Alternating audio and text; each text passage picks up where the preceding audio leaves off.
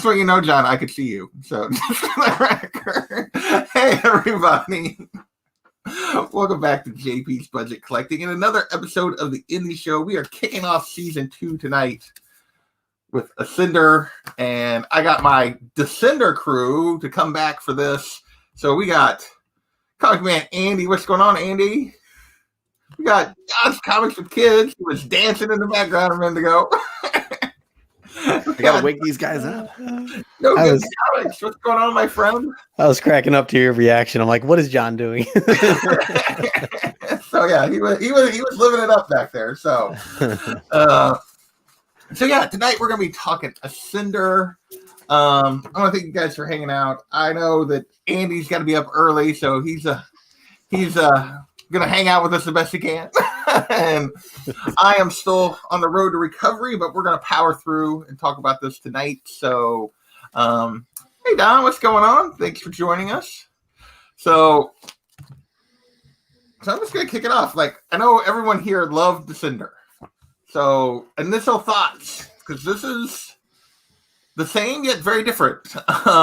So let's start with Justin. We'll give Andy a second to build up so that he gets gather some energy.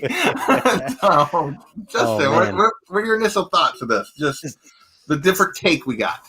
So overall, I loved it. I love the direction that it's going in, and I was not prepared for it in any way because actually, if anything, I was thinking opposite, that it really was not going to have any connection to Descender. I think kind of because of some of the stuff, John, that you had hinted to, even though you didn't read Ascender either, you read the first issue or whatever. But I don't know, just the way you explain certain things, I'm like, oh, so are we just going to forget about all these characters and now we're just going into this new thing and that's it, we're just I have to learn new stuff. I thought that's what that initially was, but spoiler, it's that's completely not it. We get a lot of characters back from the original Descender. So this is basically Descender, trade number 7, right? I mean, I think we could kind of call it that. So especially you got the same characters or the same artists and the same writer. But yes, like you said, JP, there are definitely some big differences, like the magic that we're getting, and that wasn't barely a thing in the other stuff. So I do like that it's kind of flip flop. It's not all robotic-y now. It's it's different. So, but anyways, overall, definitely enjoyed this. Can't wait to read more. Joe, what about you? Yeah, so I mean, my experience with this was a little different than most because I did Ascender issue 1 for book club with White Whale Comics. And was like, this art style is amazing. This concept is really interesting. This universe is really amazing. I don't get it. And they were like, well, you don't have to read Descender to read this. They were all sort of hinting at the idea that this was a standalone kind of thing. And I was like, I still feel like I like this enough that I want to read what preceded it first. So I did not get a single issue of Ascender after that. And I went and started reading the trades. And I'm really glad I did, because I don't think you should be reading this before you read Descender. No, right. So that being said, I love the Easter egg elements. I love issue 1 here a hell of a lot more than I did at book club, because knowing who Andy is and knowing what that dog means when it reappears there in the last panel, it has so much more impact having read Descender. So I don't feel like people were telling me the truth when they were like, no, this is a standalone. You don't need to have read it. I fully disagree with all those people. Alec. Descender goes first. Yeah, I'm pointing fingers at birthday boy. White Whale Comics. And instead, I would say read Descender, but this is a great follow-up. Yeah. Andy, what about you, man? What did you think of this? I am amazed at how good it could stand on its own, and yet how much more it is, because it doesn't have to. So Justin's right. Descender Volume 7, it essentially picks up, yet the way they build this and the way they sell it, it's done extremely well as a jumping on point. And then you're so curious, you go back to read Descender. Hence, just what John's experience was. Yeah. And yeah, there were some Easter eggs. There was some great stuff. There's a lot of good callbacks. The artwork is phenomenal. The writing is excellent. I mean, what more could you ask for? Is you end Descender and you just don't want that continuation, and we're receiving it right here. Yeah. Yep. So for those that don't know, and I'll just say it's like originally there wasn't supposed to be an Ascender. Like Jeff Lemire's, like I'd read an article betweenhand, and he didn't. He kind of like realized that he wasn't going to tell the complete story that he wanted when he got done with the Cinder. So, well, before he was actually finished. And I will say the fact that like I always felt like it was the oddest part of Descender was like the vampires that they threw in, like the little bit of magic and stuff they threw in right at the end of Descender. Like what? Yeah, like Yeah. why? But yeah, this It was random. It's Yeah. clearly like was setting up this, and it was trying to establish that no, this other element also exists in this universe. So it's tech and magic are both here, and tech had been the dominant force. Yeah. But after everything got wiped out, like Matt, what we pick up here is that magic has taken over this universe, and like as the controlling power. Everything else you guys said, I think I agree with completely. I loved that, we're getting a new character. Like our main character is different. The little girl is new, and we're getting different villains, and we're getting just a completely different perspective, which I really like. And I love all the callbacks. And yeah, when Bandit shows up, it's like, oh, here we go. I loved it. Yeah. The ending was just insane. I'm like, That what? first issue ending was great. I wasn't expecting it at all. Again, just kind of from what you had mentioned, John. Like I'm like I don't know. My mind was Good. so I'm glad that I left at least some surprise. it was so in the other direction of like, okay, we're just starting fresh. It's a brand. I got to learn all this new stuff. All we know is that Andy was the kid back in the day, and now he's the dad. Now now we're going to learn his daughter's thing. That's all that was in my head. So getting the dog at the end was like that was awesome. Really good feeling. What's up, Gore? JP, you all right? Oh, yeah, sorry. Stick with it. Come on. You still just 7 minutes in, man. 7 minutes. So let's talk a little bit about a little more about the reveal of Bandit, because I think that panel is fantastic where he just shows up. Fra, fra. And and that panel would mean fra. nothing if you hadn't read Descender. Like you're like, what's that? Yeah, that's true. I actually remember in that book club saying something like that. Like, yeah, I don't even understand what this means. Yeah. And like, oh, that's the dog. The dog sometimes has voice issues and it speaks backwards. So it's trying to say arf, arf, but it's saying fra, fra. And I was like, okay, this sounds like a whole, like a lot of information that I would appreciate better having read the other. And I will say, like, just because I like the scene where Oh yeah, that's good. Andy and Bandit, I mean, that's just, It's heavy. It is, and it's so weird because he is Bandit's a machine, but we spent the whole thing that the machines were more than just machines anyway, like in Cinder. But yeah, like how attached he is, and how he really didn't think he would ever see any of that Bandit or any of that ever again. Right. So, what do we think about what is this mother? What I'm already blanking on her name here. His daughter. No, I was gonna. We could go to the daughter. Well, let's talk a little bit about the daughter. I don't know if it's Mila or Mila. Oh yeah, I was calling her Mila. Mila, I think, is what I was doing, but I don't know what it's supposed to be. Who knows? That's just what I went with. Yeah. So what do we think about her as a character? I kind of feel like I'm really happy that this book, rather than Descender, is really looking at family, like in a different way. Like the Descender storyline certainly has family elements, but that's not what the focus is. Not family. The focus is friendships, and there's a lot of like stories about friendship. There's a father-daughter story. And you could argue that Andy goes from being a brother to being a father-son. But I feel like family is subtly to the side in Descender, and it is forefront here.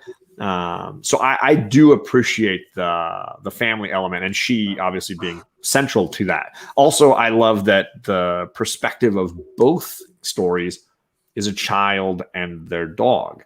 Like that is central to this universe, is children and their pets or their toys, right? I mentioned Toy Story almost every time we talk about this, but there's that idea of the connection you have when you're young with a pet or a toy that's like eternal. And that comes up here in Ascender again. Now, obviously, we can talk later about the differences between science and faith, because I think we've transitioned in a big way from science to faith. Right. But I do love the family element. I think Mila is like an excellent counterpoint to Andy growing up with Tim in a very, very different world, a world of magic, right? Without tech. And it's almost like while Tim slept and Andy grew up, we almost get a window into what it would have been like for Andy without all the tech. Like a point counterpoint kind of interesting take that I feel like there's more there, but I'm grasping at straws trying to finish that thought process. Yep. Well, and and she comes up and I think it's very interesting, and her wanting, we meet her at the beginning of this. All she really wants is some sort of adventure. She wants to do stuff. Her curiosity is she's got huge curiosity. She knows that when her dad was a kid, you could travel to other worlds and you could do all this stuff, and now they're basically stuck on this mountain. And and she's very resentful, and then suddenly adventure is there, and you can tell that it's not anything like what she was thinking that was going to be. Right. And so this is this huge thing of growth for her, just because she's went from a little bit of a spoiled, kind of reckless, because she's feels cooped up, to realizing, oh, there actually is real danger here. And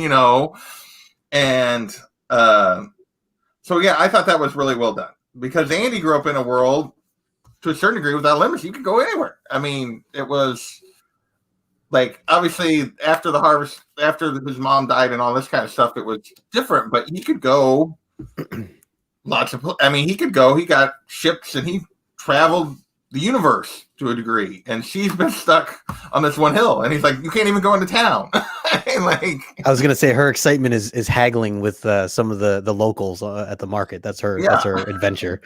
And even that she's not allowed to do. What's interesting is the drastic amount of changes in the universe in 13 years or less. Yeah. What does it say at the start of it? Is it 10? It's 10 initially, or 10 fast forward. Yeah.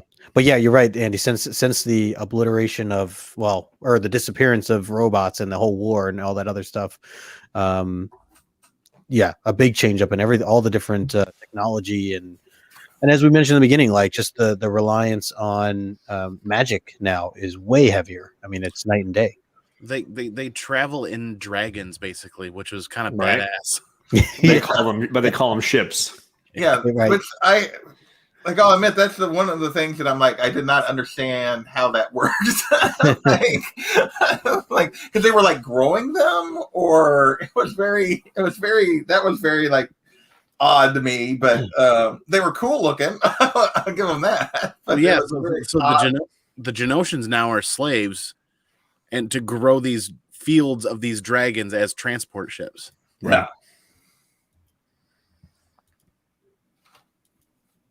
So, what do we think of, since we're talking a lot about the magic, what do we think of our villain here, Mother? What do we think of our antagonist in the story, and her introduction, and how this sort of feels to me I will say the one thing I do have a little bit of an issue with, I'm trying to think of how to say it, is that I do feel she kind of comes, it's oh, there's this all-powerful witch lady, and it's well, if she was this powerful, I realized there was tech holding her down, but shouldn't she have had some sort of influence somewhere before? And maybe not, because it also talks about that she kind of took over from one of the other in her coven, basically killed her teacher or whatever. But what do you guys think of Mother? I was completely underwhelmed, honestly. The two scariest parts in the book was one, she created a sentry on one world, and then the other was where she merged her two sons into one blob of a being. And I'm for the main baddie of this book so far, she's a little underwhelming in the first 5 issues. She reminds me. I mean, the book in general actually reminded me a lot more of East of West. Like, I feel like there were more of these unusual, far-off subplots and intrigues going on than were in Descender, which felt there was a bit of a tonal shift, Right. because the spiritual elements and the science elements are blending more, which is more East of West as well. Right. I think she, personifies a lot of that. And I think she is wonderfully creepy. But of course, this is a book now, if you consider it a sequel, that we're here for the heroes. We're not here for the villain. So in that way, yeah, I could understand her being somewhat underwhelming. Also, like a sequel, the new characters they bring in aren't often the ones that you're like, oh, this is my favorite character now. No, you're like, no, where's my bandit? Where's my driller? I'm sorry. Where's my driller? All that kind of stuff. So yeah, I think she's an interesting character. She seems almost like a comedic villain in some ways, where she's doing things that are supposed to be somewhat funny, and as a result, peels away a little bit at the fear that she might be causing. So yeah, I'm not 100% won over by her, but she's interesting. Yeah, I feel like she's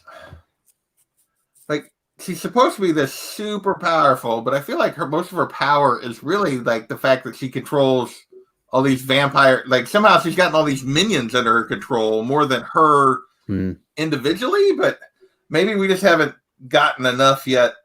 I don't know. What do you think, Justin? You haven't said anything yet. Yeah, no, I think that I definitely think there's more to it there. I think that she keeps talking about this other powerful wizard somewhere out in the world or out in the universe, and that that there really shouldn't be. That she should be able to just control everything, protect whatever she wants. No one should be able to intrude. So that's got me more interested, if anything, in that hero, as John was kind of pointing out. And then I don't know. She's definitely creepy. I do get that. Wicked witch type vibe, I guess, but not in like the scariest kind of way. The twins they're kind of lame. I mean, I don't know. Yeah, they're kind of stupid just because they're literally stupid. But I did find it interesting that she meshed them together. I was kind of curious what she was going to end up doing with the two. Because I'm like, who do you get rid of there? Because they really are both idiots. Right. So for her to do that, I don't know. I hope we do get a little bit more of a out of her though. Okay. What do we think about our reintroduction to Captain Tulsa and what she's doing now? I mean, anytime I feel like my joy from this is going to be anytime I get to see where are they now, kind of. Yeah. This is going to definitely, bring the geek out in me. It's like any great television show or movie or whatever, where you're jumping into the future and you're like wondering, I wonder what they're doing now. I wonder what they're up to now. I wonder where their life has taken them, or that experience at the end of Descender. What has that done to them? And Tulsa did not disappoint. I think she is hilarious. Yeah. And the drunken sailor that she's basically become is perfect. Yeah. She's Jack Sparrow now. She's Jack Sparrow without the joy. And I think I'm excited to see her and Mila and what they the journey they're going to go on, because she is now the caregiver that she couldn't possibly have been in Descender. She's the mom, which is going to be, I think, could be a lot of fun. What's up, Ian? I see Ian in the chat. This guy, you can't keep him off YouTube right now. Yeah, he's on 37 shows today. Although Jay could be very confusing because there's 3 on this panel. Very true. And normally you would say you and I are in lots of places, John, but not today. It's all not right now. No, he's the new. He's taking over. He's just going to be, Andy, what about you? You didn't say anything about Tulsa yet. I think it was it's kind of reminds me of a lot of movies, the way they reintroduce some characters after a lot of strife and hardship. And it's fitting for her character, in my opinion. And we'll see if she cleans herself up and she plays the role that John thinks she might be playing. And I think she's going to be a major player in the rest of the series, at least for quite a long while. Yeah, I think so. Yeah. I mean, she has that heart side of her, that caring side of her, where I feel like Mila is going to be the thing to kind of reawaken her and get her back into gear, Definitely. even though she's, been stubborn and thrown her life away with this, being drunk and whatever. But I do think she's going to or Mila is going to be a big part of, her coming back to being who she was. Yeah, I think, it was that, and she's like, no, I'm not doing it. And then still as crap starts to hit the fan, she's like, she does it. Right. Which is, yeah. She's like, I don't want to, I'm not helping you. And then it's like, well, crap.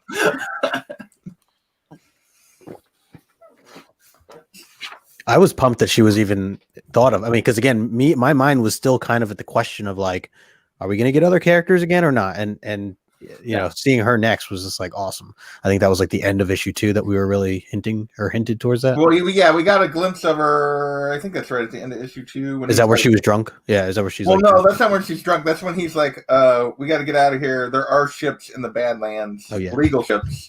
It won't be easy, but if we can make port, somebody might be able to help us. And then you see her. Oh, that's it. She's sitting there. Yeah. Right there. I was like, yes, here we go. She's a little worse for wear, but she's not. Right. You don't see her drunk in that one. It's not until they show up that it's like, oh. I was like, oh, she did something with her hair. Okay, it's a little different. All right. Very scarred, very grisly, very, very worn. Yeah, used to her in uniform. I'm used to her. Well, what about her new partner, Helda? Like, is that? Oh yeah. Is that a business relationship or a romance relationship? What do you guys think? I considered it both, but that was just my perspective on her partner, Helda. I don't. She's obviously the muscle and the. I mean, she's so huge. She says she will not lay a hand on my captain. To me, it comes across more as just like business that is friends, but not necessarily partners. But I didn't look for that either, I guess. But I like where John's coming with that, because knowing how she distances people from herself, that if she wants to have something of a relationship, it would come across more businessy as this person's playing a role on this, but then filling a role differently in the bedroom, so to speak, or in the in the house, so to speak. So that she has companionship. That's companionship, yet with her form of companionship where she distances people around her. Yeah. I mean, I do love like this panel of her, like, just, we haven't talked too much about the art, but like her expression when she's looking at her after Andy falls off the boat and big old scar.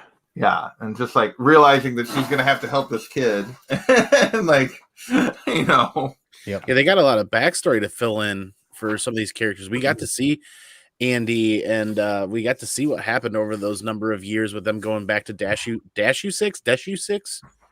Sure. I never attempted to announce that, but that's really good, Andy. I think you're right there. Close enough. Yeah.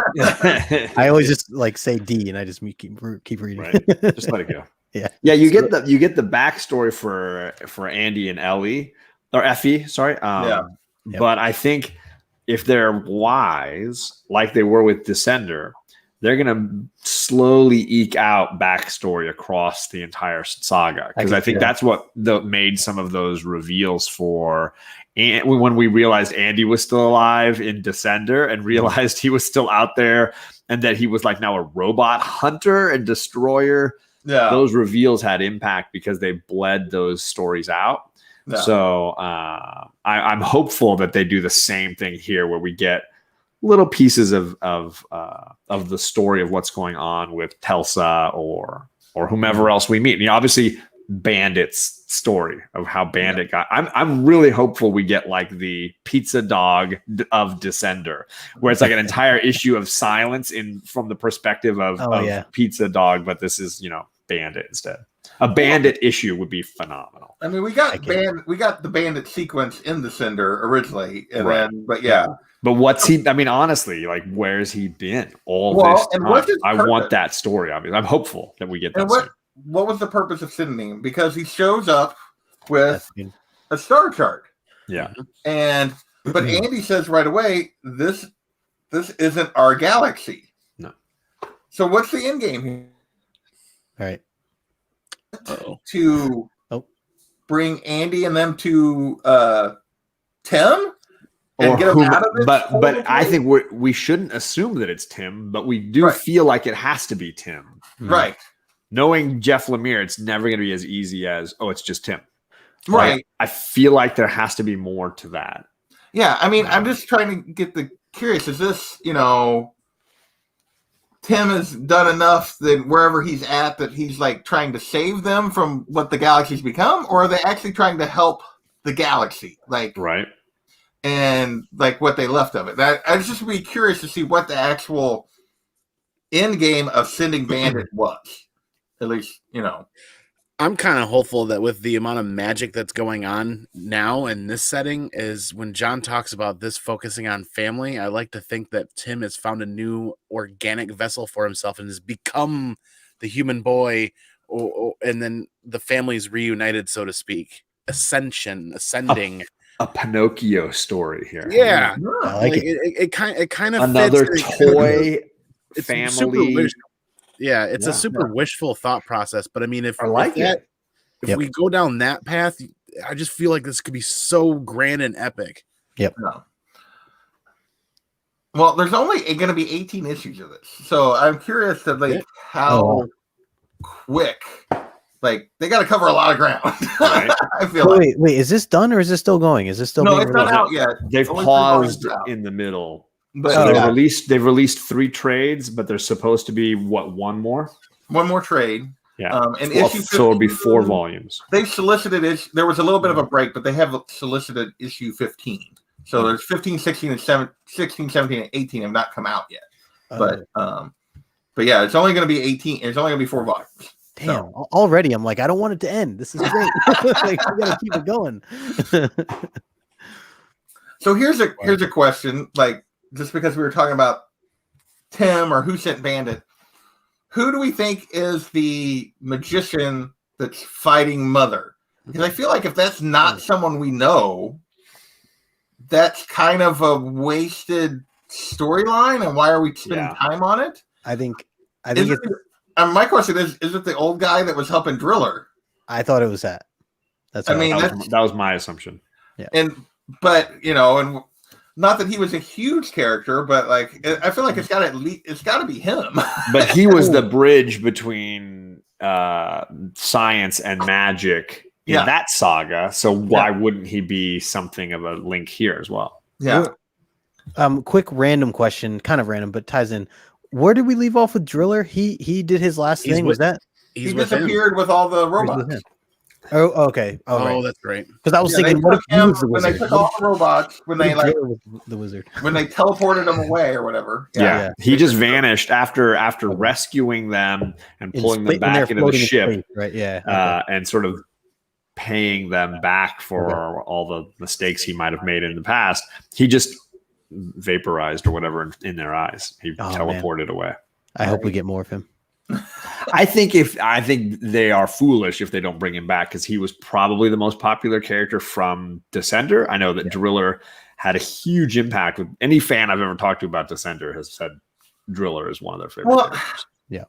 I don't know. I feel like there's got to be a purpose though. Of course. I feel like if they're just bringing him back to oh, look, here's Driller. I think then that's where does his story go? Yeah. Right? Where's his arc? Do we need that? What are you trying to accomplish with his arc? Because it was so perfect in Descent. Yeah, I don't know. He had an arc that was perfect. Sure. And that's my point, is he had this really well done arc.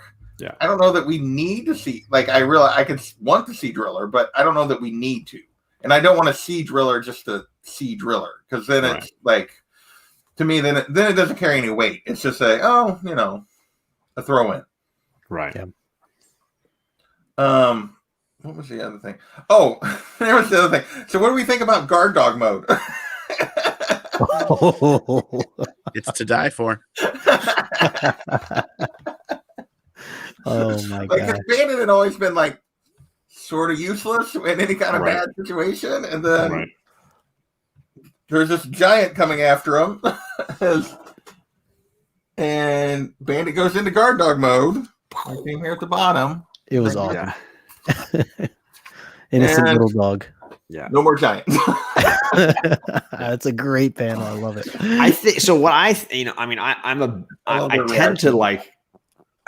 I tend to draw comparisons to things. I think Andy was saying movies, and certainly movies, TV, other comics. I tend to draw parallels, and Bandit is clearly, the Toto, right? He is clearly Dorothy's little dog that gets them into a ton of trouble. It's interesting to see Toto get an upgrade.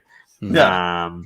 And the concern is Toto was always getting into trouble, and what is a machine that can get into trouble and also annihilate an entire monster like that so easily get into? Yeah. Well, I think they're going to get into a lot of trouble before this is over. Right. But so you have in the case of this story, but also I kind of, in the case of the last story, we had a Dorothy and a Toto. We had Tim and we had Bandit, and now we've got Mila and Bandit. And I think in both cases you've got this bizarre kind of journey that they're traveling on, and I'm not fully in yes, this is good as Descender mode yet, but I think this is so early, and you really think about how that fourth volume of Descender was like, I'm a wet rag, like I've fallen apart, and we're at phase 1 of 4. We're at 1 quarter in versus at being at the halfway mark in Descender and feeling like this is the greatest thing I've ever read.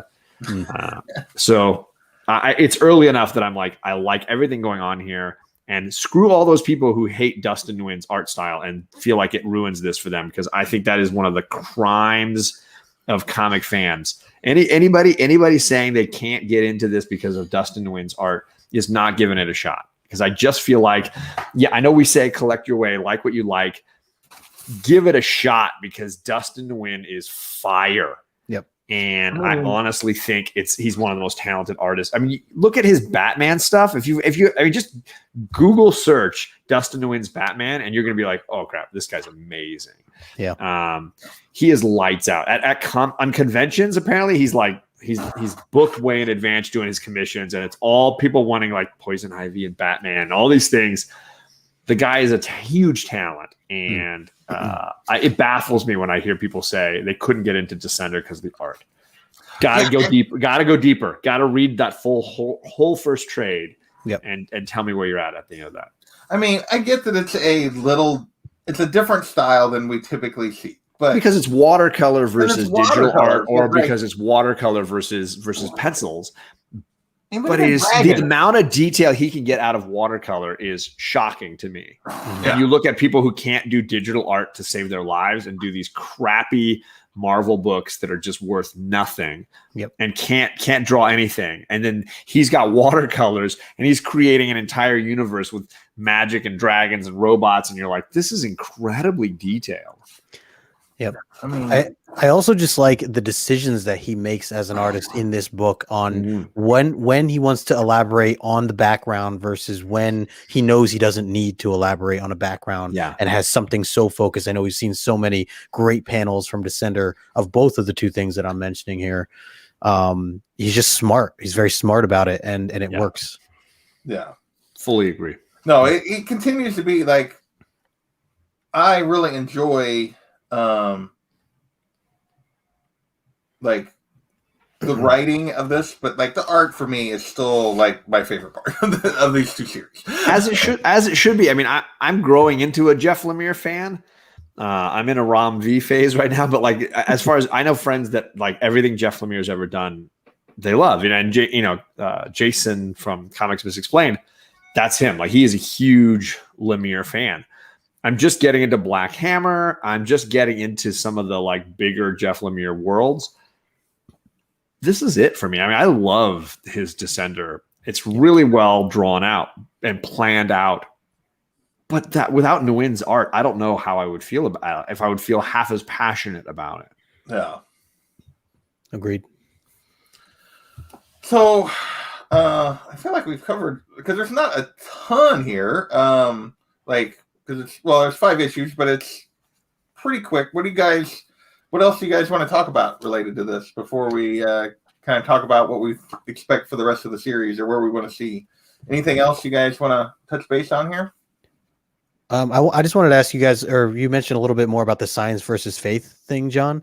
I definitely want to get into that more. because I think that's going to be the theme of Ascender versus Descender, which makes me feel like there has to be a third volume so that we can like find the middle ground between the two. If we did science and now we're doing faith, where does this all end? Feels like volume 3, but that's maybe just my head, where my headspace is right now. So you're saying it's like currently now this new Ascender is more a war on faith, and then No, you're saying I mean, there could be a third. I think the first one was an examination of where what technology is and where it takes us, and people on all sides of that debate of what they feel. This feels like magic, which for me is connected to faith and belief and where these characters feel on those things.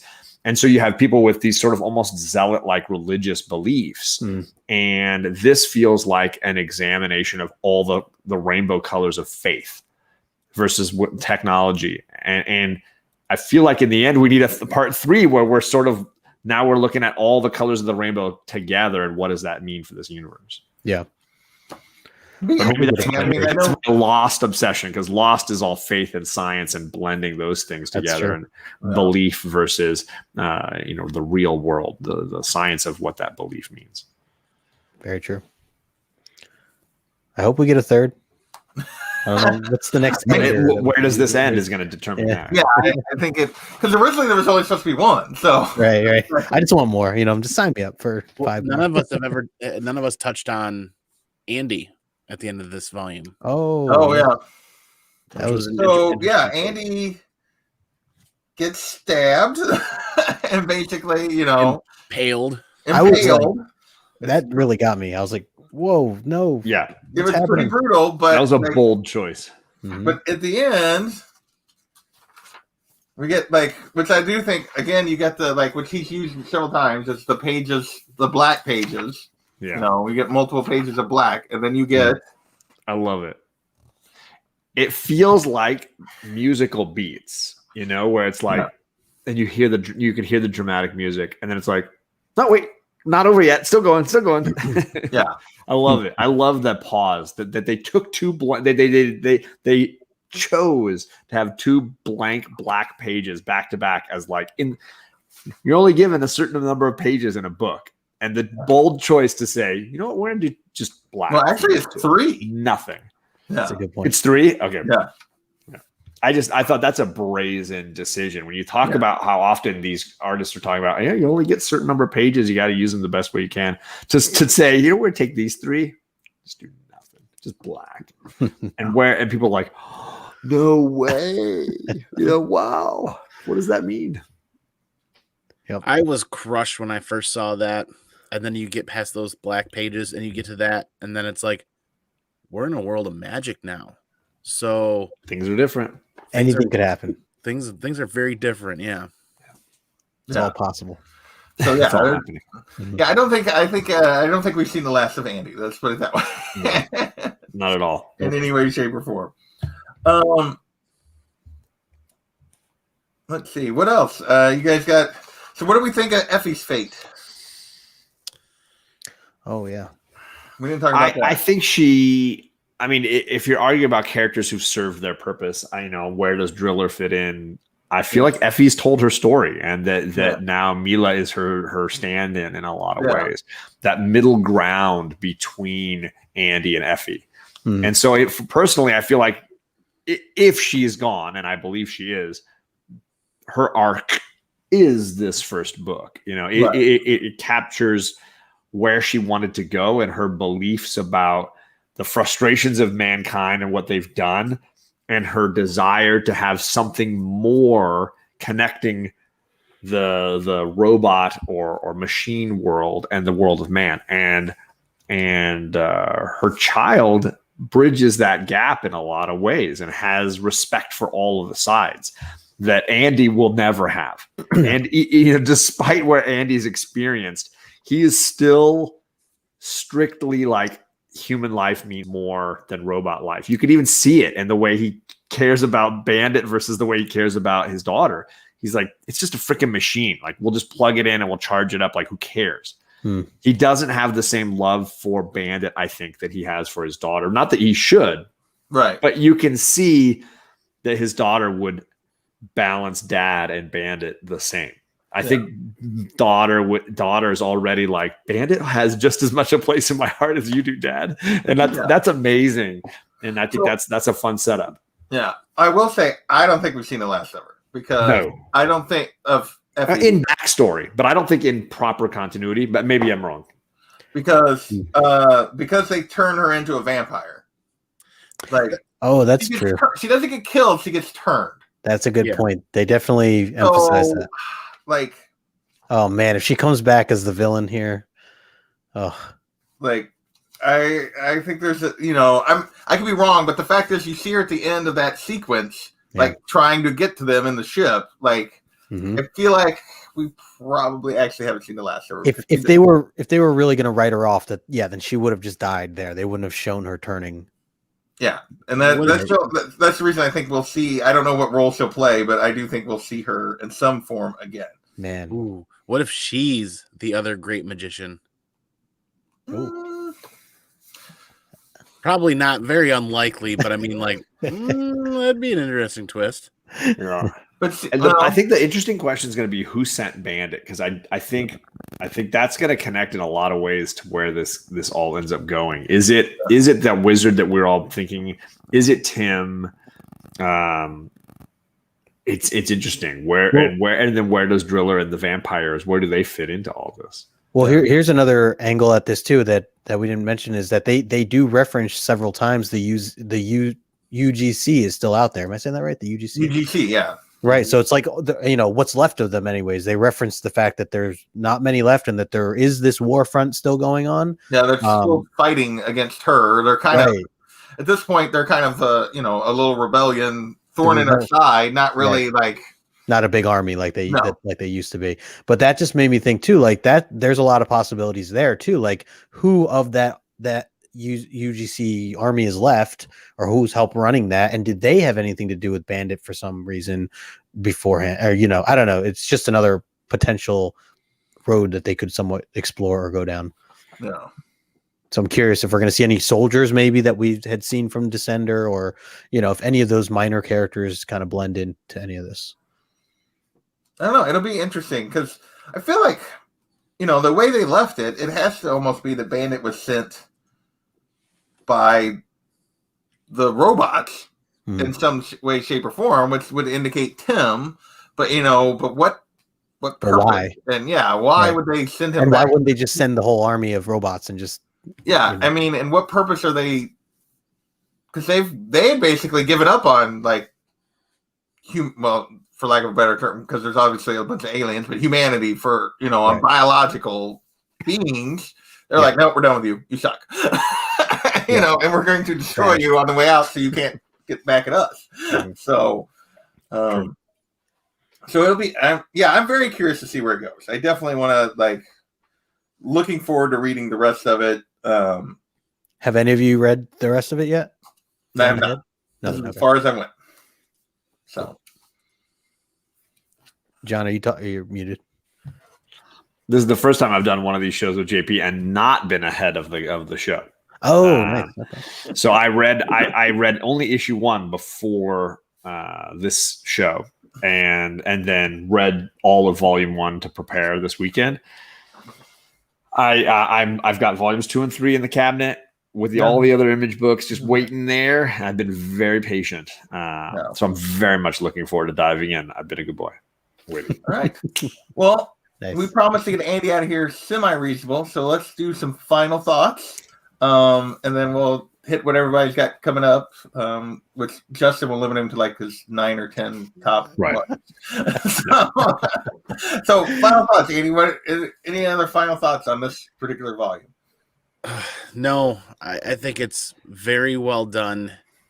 I think it does have some legs to stand on its own for people just discovering this massive, epic comic team. And yet it also has enough intrigue to make you go back to Descender and add layers and build that up for you. Because this is becoming more of an opera, really. More of a Which, symphony. It's playing out. If only Andy liked science fiction sort of space operas. I mean, I don't know that he is appreciating those things very much.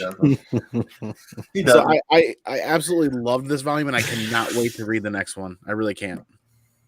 John, what about you? Where your I mean, like most things I love, they touch a lot of the same cornerstones of my interests, and faith versus science is a big one for me. It's something I've always been interested in, and I think it is the cornerstone of humanity, right? Yeah. The elements of how do we understand our physical and natural world around us is through our faith belief systems and through the science that can explain to the best of its ability what we're doing and going through.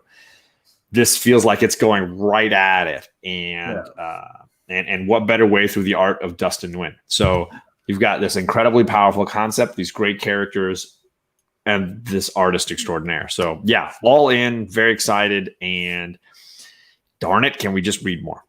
There you go. Justin, what about you?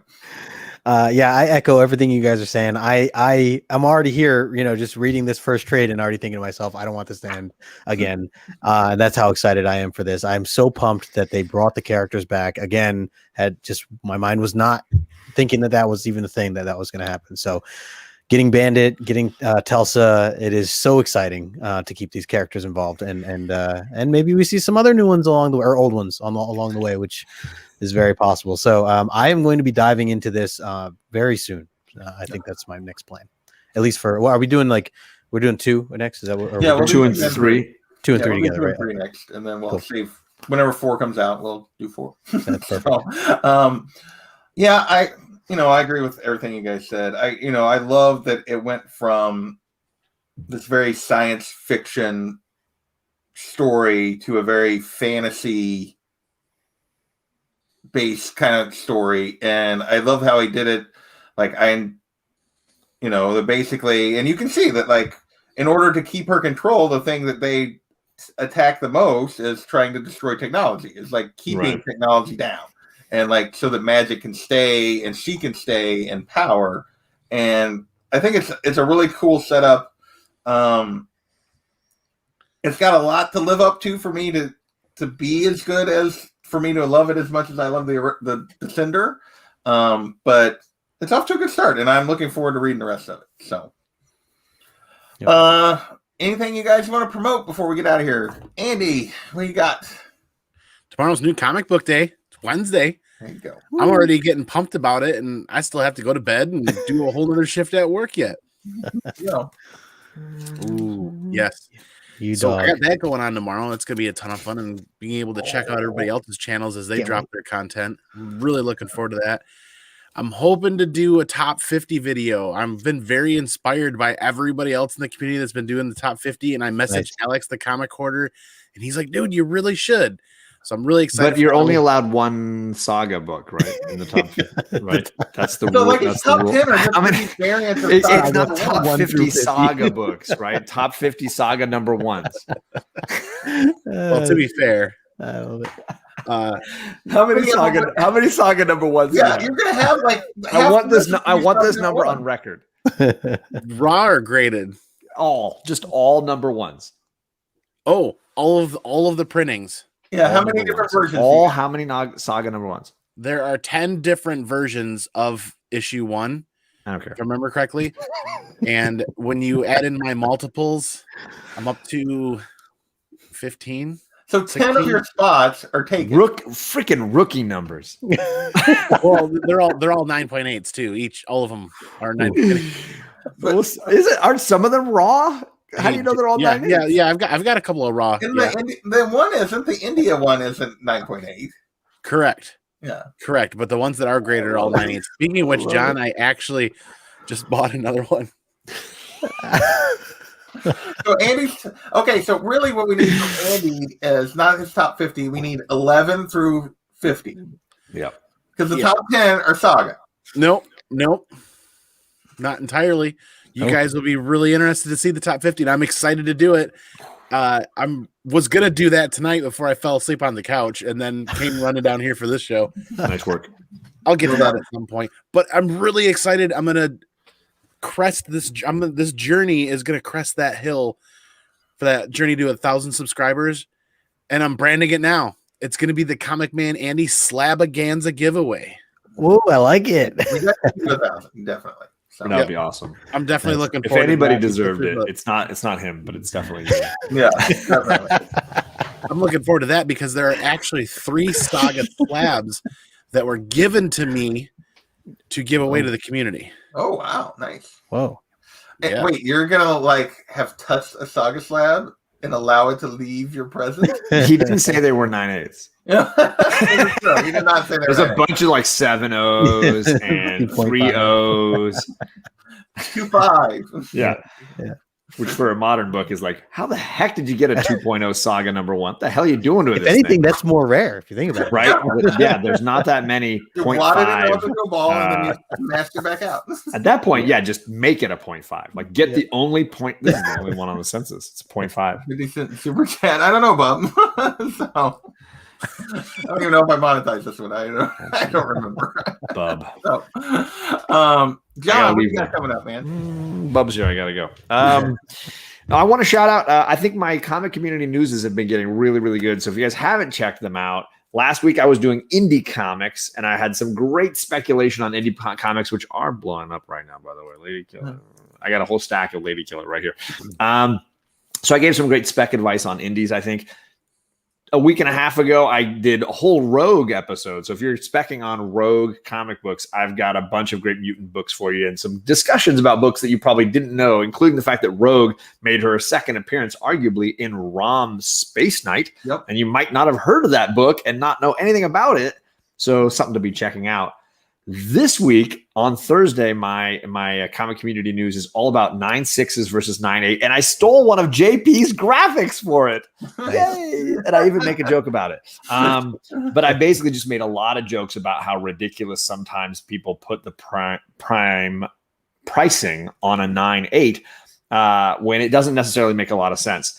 And specifically, I use a lot of No Good Comics and Eyes shows looking at X-Men books and how, a 9.8 might be an $8,000 or $6,000 book, and a 9.6 might be $600 book. And the shocking disparity which has no logic. If you're saying, oh, well, it's harder to get a 9.8 because it's a black cover, there should be freaking hard to get a 9.6 in that book too. I don't know why that book is divided by 10 when you find the pricing. And what was more interesting is I actually looked at the 9.4s for 3 X-Men books that have a crazy disparity. And the 9.4s have a very interesting trajectory as well. So for those that are interested in slab 9.6s versus 9.8, I went all out, guns blazing. So I think it's going to be a really interesting premiere on Thursday. John's going to lose subscribers there. I'm going to lose a ton of subscribers. I'm basically doing the Justin Tuesday live stream. Let's just piss a bunch of people off and get some shots fired and really trigger some folks. Yep, that's basically it. And I will say, my show that I just did, man, I hit my peak of 42 people live. That was the first time for the. And they were all, every single one of them was triggered too. They were all furious. Yeah, that's the first comment I drop when I join that stream every time is, let's trigger some bitches. If you guys don't know, we talked about Key Collector app. Oh yeah, shots fired at the Key app or love. There was some love. I had support. I know there was some joy, and some hate all around. So Justin, what 37 shows do you have tomorrow? You're like, give us one of your. The thing that I will say is I do a lot of lives, as we've talked about here.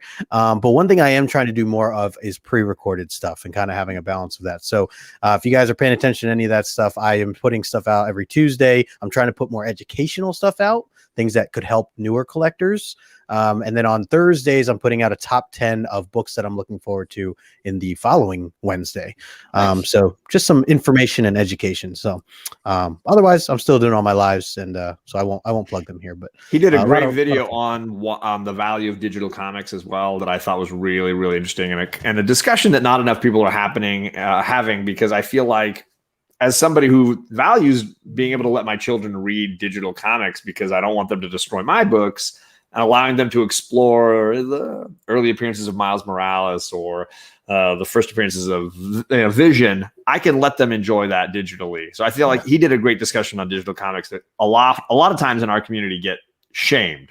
digital I thought I was comic gonna. readers. I thought I was gonna lose subscribers. I And I didn't get honestly one feel thumbs like down. I feel like there's a lot of benefit to digital comics. Yeah. It just I think it's a great video. So if you haven't seen that one, I recommend that one too. I appreciate it, man.